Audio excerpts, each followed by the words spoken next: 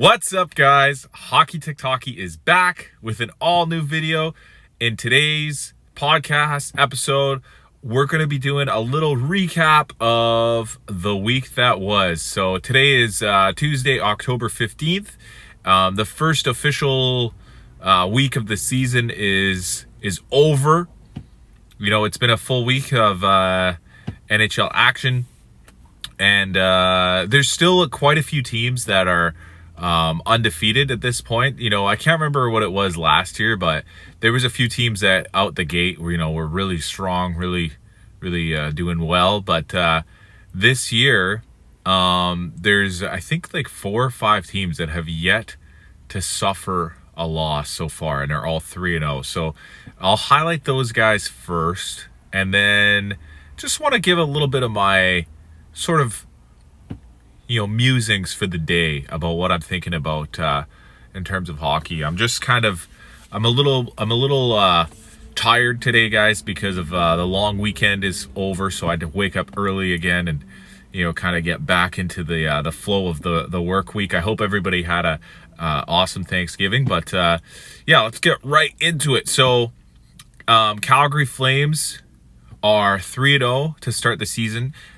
Quite unexpected. I don't think a lot of people were slating them to be one of the undefeated teams at this point in the season. It's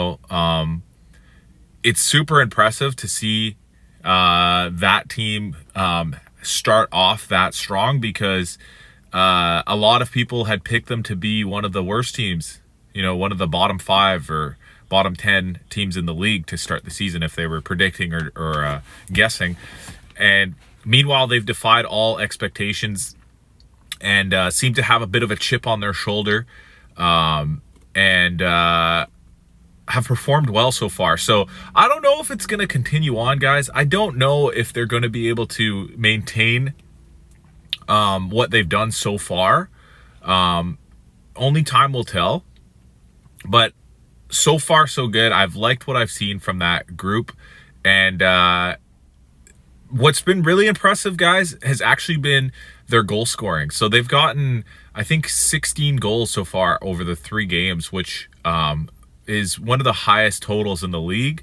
And on the defensive end, they've allowed a little bit more than what a truly elite team would be, but are still looking decent in terms of goals allowed. I think they have a +7 in terms of their goal differential to start those first 3 games, which is second only to, I believe, Winnipeg, who's also 3-0. So Winnipeg is more expected to be in this position, as is the Vegas Golden Knights, who seem to be sort of the cream of the crop right now, leading the league in a lot of categories as well. They have I think Jack Eichel is the top of the NHL scoring right now, and they're doing well offensively and defensively on all fronts. So those are sort of the teams that are performing at a great level to start the season. There might be a few others, but I wanted to highlight those. And then on the opposite end of the spectrum, guys, the Edmonton Oilers are 0-3, have only scored 3 goals, and have allowed something like 18 or something like that over the course of the those 3 games. So they're having a lot of trouble on both ends of the ice, and I think a lot of people are not surprised by this, and including myself, because Edmonton went all the way to the Cup Finals last year. They lost in the finals, and now coming back into this season, it's probably pretty hard for them to get back into the sort of same mindset, they probably don't have the same drive that they did at the end of those playoffs in the final week of the season last year, when they were one of the last 2 teams still left standing, playing for the Stanley Cup. The intensity and the level of hockey that they would have had to be mentally and physically prepared for every single night would have been ramped all the way up. They would have been shooting for 100. So to restart the season knowing that they have to go back through the grind of 82 games just to get back to the playoffs, just to get through all those playoff rounds to get back where they really want to be, which is in the Stanley Cup final to win the Stanley Cup. It's probably hard to get up for game one, but they lost the other night to their arch rival, Calgary Flames. So interesting stuff, guys.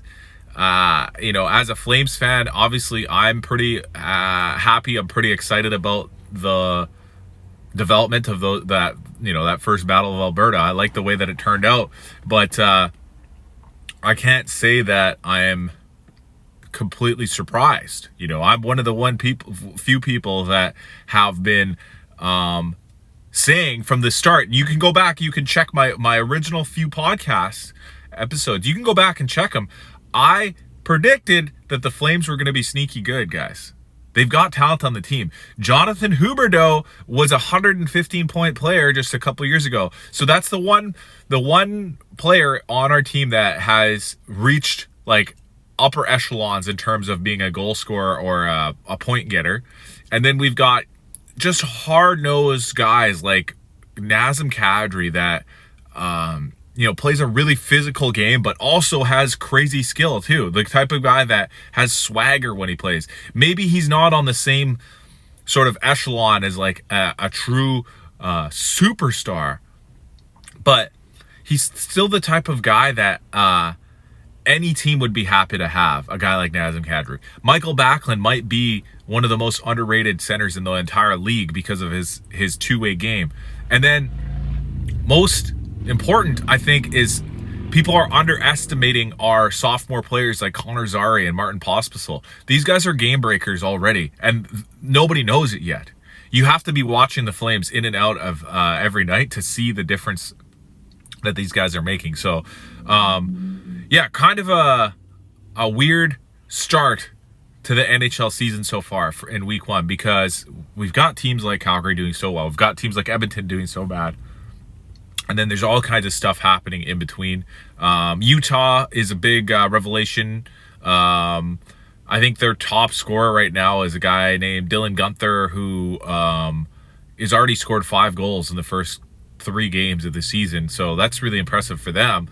And Utah, I think they are going to be backed by the energy of the fans and the energy of the crowds that they're actually going to be playing in front of, because in Arizona, they didn't really have that much support because of the team on the business end was so messed up.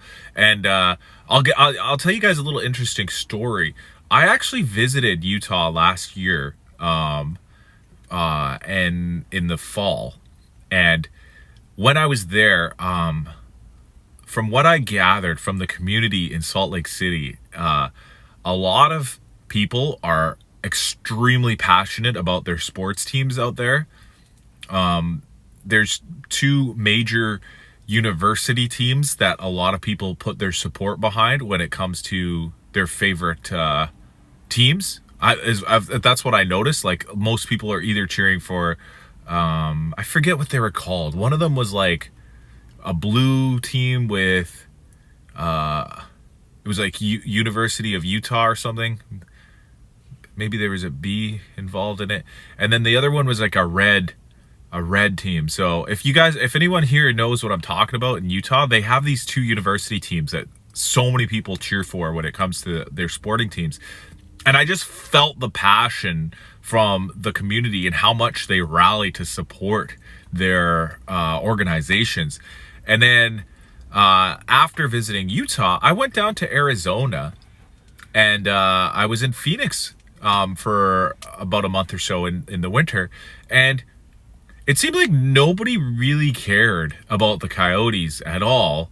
And not even any of the other teams that they had out there. I didn't really see any, it didn't seem like a sporting town. So, I mean, and this is just personal, anecdote. Maybe it's different. Maybe somebody can tell me different, but that's just what I felt when I was down there. But let me know what you guys think in the comments down below.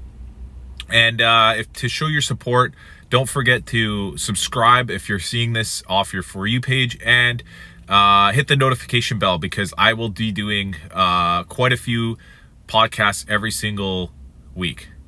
Thanks.